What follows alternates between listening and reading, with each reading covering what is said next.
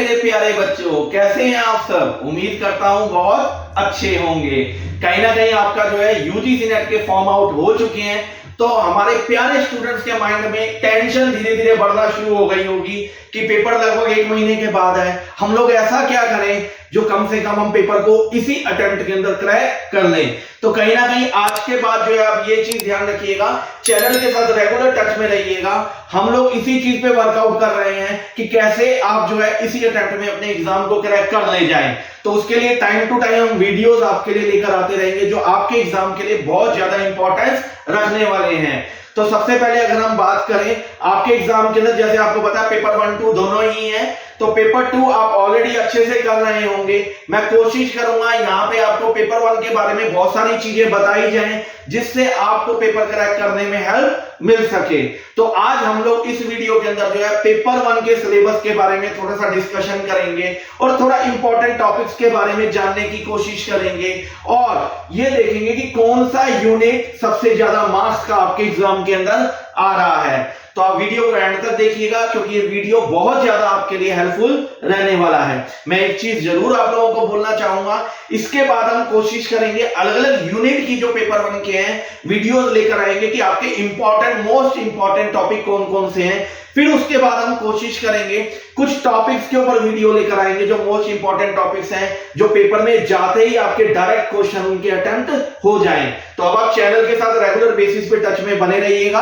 अगर आपने चैनल को अभी तक सब्सक्राइब नहीं किया तो सब्सक्राइब कर लीजिए क्योंकि यूजीसी नेट से रिलेटेड इंफॉर्मेशन जो है टाइम टू टाइम हम इस चैनल पे लेके आते रहते हैं। चलिए अब हम आगे बढ़ते हैं। सबसे पहले अगर हम बात करें तो जो हमारा यूजीसी नेट का पेपर 1 है वो एक जनरल पेपर होता है जो सभी के लिए कॉमन सिलेबस रहता है और कहीं ना कहीं अगर हम देखें तो ये पेपर ऐसा होता है, पेपर 1 जो है हमारे को एग्जाम क्लियर करने में बहुत ज्यादा मदद करता है। तो अगर हम देखें तो इस पेपर 1 के अंदर सिलेबस को 10 यूनिट्स में डिवाइड किया गया है। 10 यूनिट्स का बेटा जी मतलब क्या है कि सिलेबस 10 सब्जेक्ट्स में डिवाइड किया गया है। अब वो कौन कौन से हैं हम थोड़ा सा उसके ऊपर नजर डालेंगे, साथ में देखेंगे कि कौन सा यूनिट लगभग हमारा कितने मार्क्स का आ रहा है। चलिए थोड़ा सा बोर्ड की तरफ अब हम नजर डालिए। यहां पे अगर आप देखें तो सबसे पहले हमने 10 यूनिट जो है उन सबके नाम यहां लिखे हुए हैं। तो आपने कोशिश करनी है एक एक चीज को ध्यान से समझना है जो मैं अभी आपको बोलूंगा। मैं नितिन गांधी आप सभी का बहुत बहुत स्वागत करता हूं। चलिए आते हैं। अगर हम देखें एक चीज याद रखिएगा, सिलेबस में ये मेंशन किया गया है हर यूनिट से आपके 5 क्वेश्चन आएंगे, बट रियलिटी में मेरा बच्चा हर यूनिट से 5 क्वेश्चन नहीं आते। किसी यूनिट से 10 क्वेश्चन भी आ रहे हैं, किसी यूनिट से 12 to 14 क्वेश्चंस भी आ रहे हैं और किसी यूनिट से जो है सिर्फ 2 या 3 क्वेश्चंस भी आ रहे हैं। तो हमें एग्जाम देने से पहले पता होना चाहिए किस यूनिट की इंपॉर्टेंस कितनी ज्यादा है जिससे हमारा फोकस उसी के अकॉर्डिंग उन यूनिट्स पे रहे, क्योंकि जिनकी वेटेज ज्यादा है हमें ज्यादा फोकस उनके ऊपर रखना है मेरा बच्चा, जिसकी वेटेज कम है उस पे हमें कम फोकस करना है। ठीक है, चलिए आइए अब बोर्ड पे आ जाइए। सबसे पहले अगर हम देखें तो आप देखेंगे सबसे पहला यूनिट जो हम लोगों ने मेंशन किया है, मैंने ये थोड़ा सा अगर आप देखें तो मार्क्स के अकॉर्डिंग डिवाइड करके यूनिट्स को यहाँ पे सीक्वेंस दिया है।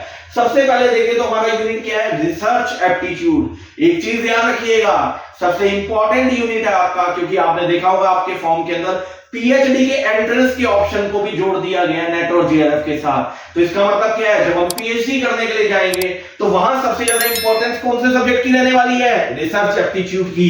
तो इसका मतलब क्या है, आज की डेट में अगर हम बात करें 10 यूनिट में से सबसे ज्यादा फोकस अगर हमारे एग्जामिनर का है पेपर डिजाइन करते समय तो वो कौन से यूनिट पे है, दैट इज रिसर्च एप्टीट्यूड। तो ये आज की डेट में आपका सबसे ज्यादा मार्क्स का यूनिट आ रहा है। ये मान के चलिए अप्रॉक्स 10 के अराउंड या 10 प्लस क्वेश्चन जो है मेरा बच्चा आपको इस यूनिट के पेपर में मिलने वाले हैं। तो मोस्ट इंपॉर्टेंट यूनिट है तो इसको बिल्कुल भी इग्नोर नहीं करना और हमें सबसे पहला यूनिट जो करना है मेरा बच्चा वो कौन सा है, रिसर्च एप्टीट्यूड। तो इसके अंदर अगर आप देखें तो जो मोस्ट इंपॉर्टेंट टॉपिक है मेरा बच्चा, सबसे ज्यादा मोस्ट इंपॉर्टेंट टॉपिक क्या है, टाइप्स ऑफ रिसर्च। अगर आप पेपर में देखेंगे तो आपको 1 से 2 क्वेश्चन टाइप्स ऑफ रिसर्च के आपके पेपर में मिलने वाले हैं।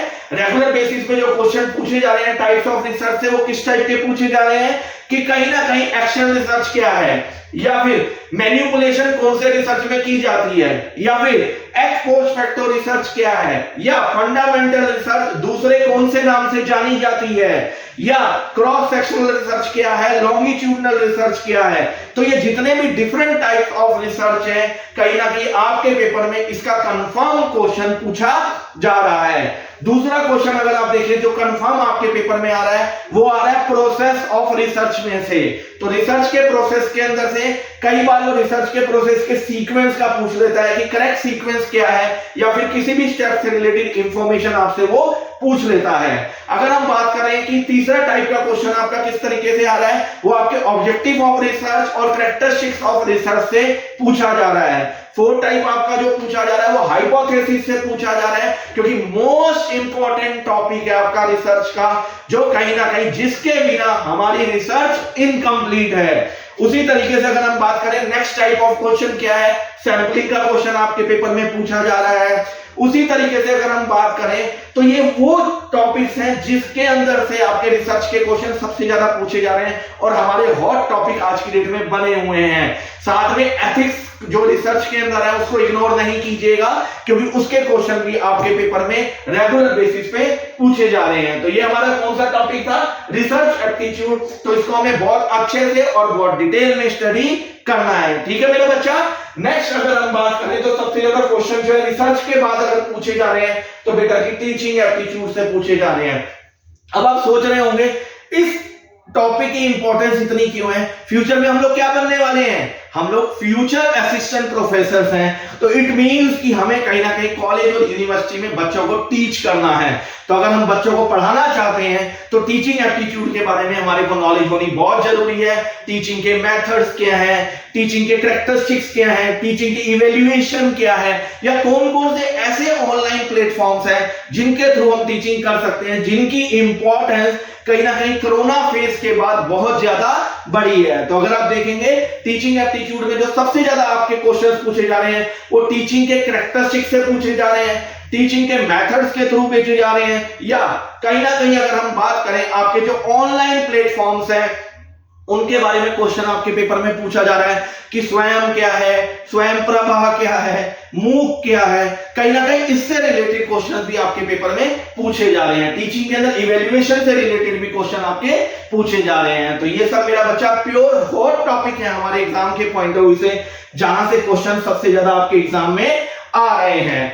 नेक्स्ट अगर हम बात करें तो हमारा क्या है, कम्युनिकेशन। अगर आप देखें कम्युनिकेशन का मतलब क्या होता है कि हम जिससे भी बात कर रहे हैं तो जिस सेंस में हम उसे कोई चीज कहना चाह रहे हैं, सामने वाला उसे उसी सेंस में समझ रहा है या नहीं समझ रहा है। अब आप सोच रहे होंगे इसकी इंपॉर्टेंस हमारी लाइफ में क्या है, हमने किसको टीच करना है, स्टूडेंट्स को टीच करना है। तो ऑब्वियस है कहीं ना कहीं हमारा कम्युनिकेशन स्टूडेंट्स के साथ कैसा है, जब हम उन्हें पढ़ा रहे हैं तो जिस लैंग्वेज में हम चीजों को उन्हें समझाना चाह रहे हैं उसी तरीके से वो उसे समझ पा रहे हैं या नहीं समझ पा रहे हैं, उस चीज को हम कहीं ना कहीं कम्युनिकेशन में स्टडी करते हैं कि कम्युनिकेशन के टाइप्स क्या है, वर्बल हो गया, नॉन वर्बल हो गया, कम्युनिकेशन के नेटवर्क्स क्या हैं, या कहीं ना कहीं मास मीडिया जो है सोसाइटी में जो है उसके बारे में भी चीजों को हम इसके अंदर स्टडी करते हैं। इफेक्टिव कम्युनिकेशन क्या है उसके बारे में स्टडी करते हैं। कम्युनिकेशन के बैरियर्स क्या हैं, उनको कैसे रिमूव किया जाता है, ये जितनी भी चीजें हैं या क्लासरूम कम्युनिकेशन से रिलेटेड हम इसमें स्टडी करते हैं। तो जितने भी टॉपिक्स मैंने बताए हैं, मान लीजिएगा ये सारे टॉपिक आपके कम्युनिकेशन के हॉट टॉपिक्स हैं जो कहीं ना कहीं आपको आने वाले एग्जाम में मिलने वाले हैं। ठीक है, नेक्स्ट अगर हम बात करते हैं हमारी जो है नेक्स्ट सब्जेक्ट क्या है जिसकी इंपॉर्टेंस इनके बाद अगर हम देखा जाए तो हमारे एग्जाम में बढ़ रही है, दैट इज आईसीटी। आईसीटी क्या है, बेसिक कंप्यूटर से रिलेटेड क्वेश्चंस इसमें पूछे जा रहे हैं। तो आपने देखा होगा आज की डेट में अगर हम बात करें कोरोना फेज के बाद जो है हमारे एजुकेशन सेक्टर के अंदर टेक्नोलॉजी की इंपॉर्टेंस कहीं ना कहीं एक लेवल से ज्यादा बढ़ रही है। तो आईसीटी की इंपॉर्टेंस भी हमारी लाइफ में बढ़ती चली जा रही है। तो आईसीटी को अब अलग से नहीं दिया जा रहा, खैर दिया तो जा रहा है बट कहीं ना कहीं पहले सिर्फ आईसीटी के क्वेश्चन अलग से आते थे, बट अब आईसीटी के क्वेश्चन अपने अलग से तो आ ही रहे हैं कि कहीं ना कहीं हार्डवेयर क्या है, सॉफ्टवेयर क्या है, उनके टाइप्स क्या है, कंप्यूटर नेटवर्क क्या है, कंप्यूटर की टोपोलॉजीज क्या है, या कुछ टर्म्स आपको दी जाती हैं जिनकी फुल फॉर्म्स आपके पेपर में पूछी जाती हैं, या बाइनरी सिस्टम को कन्वर्ट करते हैं हम कहीं ना कहीं जो है। तो इस टाइप के क्वेश्चन जो है आपके कंप्यूटर में या आईसीटी के अंदर पूछे जा रहे हैं, जो आपके हॉट टॉपिक्स हैं। बट एक चीज ध्यान रखिएगा, अब आईसीटी को अलग अलग यूनिट्स के साथ भी कहीं ना कहीं रिलेट किया जा रहा है कि हमारे आईसीटी का यूज रिसर्च में क्या है आज की डेट में, या आईसीटी का यूज हमारी टीचिंग में क्या है, या आईसीटी का यूज हमारे कम्युनिकेशन में क्या है। तो मेरा बच्चा अब इसके क्वेश्चन अलग अलग यूनिट से भी रिलेट कर कर पूछे जा रहे हैं। तो मान लीजिएगा ये सब हमारे हॉट टॉपिक है किसके, आईसीटी के, जो कहीं ना कहीं आने वाले एग्जाम में आपसे पूछे जा सकते हैं। ठीक है, तो अगर हम देखें तो हमारे मेन आज की डेट में 4 यूनिट्स है जिनमें सबसे ज्यादा क्वेश्चन आपके पेपर में पूछे जा रहे हैं। First one is research aptitude, second one is teaching aptitude, third one is communication, fourth one is ICT. Next अगर हम आए तो रीडिंग कॉम्प्रिहेंशन, कुछ लाइंस आपको पेपर में दी जाती हैं, 14-15 लाइंस होती हैं, नीचे उससे रिलेटेड 5 क्वेश्चंस होते हैं जो आपसे पूछे जाते हैं। 5 क्वेश्चन इसके बंधे हुए हैं जो आपके पेपर में पूछे जाएंगे। तो ध्यान रखिएगा, फिक्स 10 मार्क्स का ये पोर्शन है और सबसे इजी पोर्शन माना जाता है और साथ में टाइम कंज्यूमिंग भी माना जाता है। अगर इसे आप ट्रिक्स के साथ करेंगे तो ये टाइम कंज्यूम ज्यादा नहीं करता है और 10 मार्क्स हमारे मिनटों के अंदर जो है पक्के हो जाते हैं। तो कहीं ना कहीं रीडिंग कॉम्प्रिहेंशन की भी इंपॉर्टेंस बहुत ज्यादा है। तो अगर आप देखें ये 5 यूनिट ऐसे हैं कहीं ना कहीं पेपर के 70 to 80% क्वेश्चंस को कवर करते हैं। नेक्स्ट अगर हम बात करें मैथ्स की, नो डाउट पहले मैथ्स के क्वेश्चन बहुत ज्यादा आते थे बट अब थोड़े कम हो गए हैं। कभी एक क्वेश्चन पूछा जा रहा है या 2 पूछे जा रहे हैं या मैक्सिमम 3 पूछे जा रहे हैं। तो ज्यादा जो इसमें पूछे जा रहे हैं या तो क्वेश्चन जो है रेशियो का पूछा जा रहा है, या फिर स्पीड डिसीजन टाइम्स का पूछा जा रहा है, या एवरेज का पूछा जा रहा है, या सिंपल इंटरेस्ट या कंपाउंड इंटरेस्ट का पूछा जा रहा है। तो मेन जो इंपॉर्टेंट टॉपिक्स है मैथ्स के वो ये हैं जिनमें से आपके क्वेश्चन पूछे जा रहे हैं। Next important unit that is data interpretation. Confirm 5 question है जो आपके पेपर में आ रहे हैं 10 नंबर के पक्के। बट एक बात याद रखिएगा, ये भी टाइम कंज्यूमिंग है। शॉर्ट ट्रिक्स के साथ करेंगे तो जल्दी ये पेपर में कंप्लीट होगा और हमारे को 10 नंबर पक्के हमारे करेगा। तो डेटा इंटरप्रिटेशन की भी इंपॉर्टेंस एक अलग लेवल पे है जो आपके एग्जाम में बहुत ज्यादा आपको मदद करने वाली है। तो ये मान लीजिए ना कुछ टॉपिक ऐसे हैं जो कंफर्म है कि इतने क्वेश्चन उसके आने ही आने हैं। उनमें से एक है data interpretation that is DI, जिसमें से 5 क्वेश्चन आपको कंफर्म आपके एग्जाम में मेरा बच्चा मिलने वाले हैं। Next one is reasoning. देखिए अगर हम रीजनिंग की बात करते हैं तो जनरली कहीं ना कहीं अब तक जो रीजनिंग की इंपॉर्टेंस थी आज से 3-4 पेपर पहले थे तो वो इंपॉर्टेंस होती थी जो एक रीजनिंग हम शुरू से पढ़ते हुए आ रहे हैं। डायरेक्शन क्या है, कोडिंग डिकोडिंग क्या है, ब्लड रिलेशन क्या है, तो इस टाइप के क्वेश्चन पूछे जाते थे। बट आज के सिनेरियो में रीजनिंग में से इस टाइप के क्वेश्चंस नहीं आ रहे।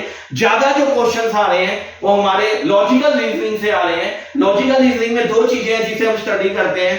First one is Indian logic and second one is western logic. तो आज की डेट में अगर रीजनिंग से कोई क्वेश्चन पेपर में आ रहे हैं तो मेरा बच्चा वो या तो इंडियन लॉजिक से ज्यादा आ रहे हैं या फिर वेस्टर्न लॉजिक से आपको पूछे जा रहे हैं। बट जो आपका coding decoding direction blood relation जितने ट्रेडिशनल टाइप से जो अब तक जिनमें से क्वेश्चन पूछे जा रहे थे उनमें से सिर्फ 1 या 2 क्वेश्चन ही पेपर में पूछे जा रहे हैं। तो मेरा बच्चा कोशिश कीजिएगा अपना मेन फोकस जो हमें लगना है वो इंडियन लॉजिक पे ज्यादा देना है क्योंकि सबसे ज्यादा क्वेश्चन बेटा जी उसके आपके एग्जाम में आ रहे हैं। नेक्स्ट अगर हम बात करते हैं next one is higher education system. इसमें जो क्वेश्चन पूछे जाते हैं वो ज्यादातर हमारे एजुकेशन पॉलिसी से रिलेटेड। जो सबसे ज्यादा आज की डेट में टॉपिक इसका होड बना हुआ है वो है NEP 2020 that is new education policy 2020 का जो क्वेश्चन है अब रेगुलर बेसिस पे आपके पेपर में आ रहा है। तो मान लीजिएगा ये कंफर्म क्वेश्चन है जो आपके पेपर में पूछा जाएगा। उसी तरीके से एक कंफर्म क्वेश्चन कमीशंस और कमेटीज से भी आ रहा है जो कंफर्म आपके एग्जाम में पूछा जाएगा। और एक क्वेश्चन आपकी यूनिवर्सिटी से रिलेटेड भी आपके पेपर में पूछा जा रहा है। तो ये बहुत हॉट टॉपिक है जो आज की डेट में हायर एजुकेशन सिस्टम से पूछे जा रहे हैं जो आपके अपकमिंग एग्जाम में भी मान लीजिएगा जो पूछे जाएंगे। उसी तरीके से अगर हम बात करें नेक्स्ट हमारा क्या है, पीपल डेवलपमेंट एंड एनवायरनमेंट, जिसे हम ईवीएस के नाम से भी जानते हैं। आज की डेट में देखा जाए तो वैसे तो पेपर में ज्यादा नहीं पूछा जा रहा, बट एनवायरनमेंट के अकॉर्डिंग देखा जाए तो इसकी इंपॉर्टेंस बढ़नी चाहिए, बट अभी तक इसकी इंपॉर्टेंस नहीं बढ़ रही है, क्योंकि पहले क्वेश्चंस इसके ज्यादा आते थे, आज की डेट में बहुत कम आ रहे हैं। बट जो रेगुलर बेसिस पे इसके क्वेश्चंस हैं जो आपको पेपर में मिल रहे हैं, पॉल्यूशन से रिलेटेड आपके क्वेश्चन जो है इसमें पूछा जा रहा है, क्योंकि आपने देखा होगा पॉल्यूशन बहुत ज्यादा बढ़ता जा रहा है। दूसरा क्वेश्चन जो इसमें आ रहा है वो कहीं ना कहीं डिसीजेस से रिलेटेड आ रहा है, क्योंकि आज की डेट में डिसीजेस भी बहुत बढ़ती चली जा रही हैं। तीसरा क्वेश्चन अगर आ रहा है तो गैसेस से रिलेटेड पूछा जा रहा है। तो मेरा बच्चा अगर हम देखें, ये हमारे हॉट टॉपिक है किसके, people and development and environment से रिलेटेड, दैट इज ईवीएस। तो अगर हम देखें ये 10 यूनिट है, research, teaching, communication, ICT, reading comprehension, maths, DI, reasoning, higher education and EVS. तो ये 10 यूनिट्स हैं जो आपके एग्जाम में पूछे जा रहे हैं। तो मैंने आपको बताया किस यूनिट की कितनी इंपॉर्टेंस और किस टाइप के क्वेश्चन पूछे जा रहे हैं। बाकी मैं कोशिश करूंगा कि कुछ अलग से वीडियोस भी मैं डालूं अलग अलग यूनिट की, कि उनमें मोस्ट इंपॉर्टेंट टॉपिक्स कौन से हैं जिन पे आपको और भी ज्यादा वर्कआउट करना है। बाकी अगर आप मेरे से कुछ भी जानना चाहें तो आप मेरे से कमेंट बॉक्स में पूछ सकते हैं। बाकी हमारा ऑफलाइन जो सेंटर है जीटीबी नगर के अंदर जो है दिल्ली में चल रहा है, अगर आप चाहें तो यहां आकर भी हमसे मिल सकते हैं काउंसलिंग के, या आप कुछ भी डिस्कशन करना चाहते हैं तो इस चीज का कोई भी चार्ज नहीं है, आप आकर हमसे मिल सकते हैं। क्रैश कोर्स के लिए ऑफलाइन बैच आप ज्वाइन कर सकते हैं, साथ में टेस्ट सीरीज अगर आप अलग से ज्वाइन करना चाहें तो यहां आकर अलग से टेस्ट सीरीज को भी आप ज्वाइन कर सकते हैं। बाकी कोई भी इंफॉर्मेशन मेरा बच्चा आपको चाहिए कमेंट बॉक्स में पूछ सकते हैं। बट एक चीज जरूर बोलूंगा, चैनल के साथ बने रहिएगा, क्योंकि अब हम मोस्ट इंपॉर्टेंट जो हैं वीडियोस आपके लिए लाने वाले हैं, जो अपकमिंग एग्जाम में आपके लिए बहुत ज्यादा हेल्पफुल रहने वाले हैं। वीडियो अगर अच्छा लगा हो तो लाइक जरूर कीजिएगा, कमेंट जरूर कीजिएगा और अपने फ्रेंड्स के साथ शेयर जरूर कीजिएगा, जिससे वो एग्जाम को इसी अटेम्प्ट में क्लियर कर पाए। Okay, bye bye, take care, enjoy.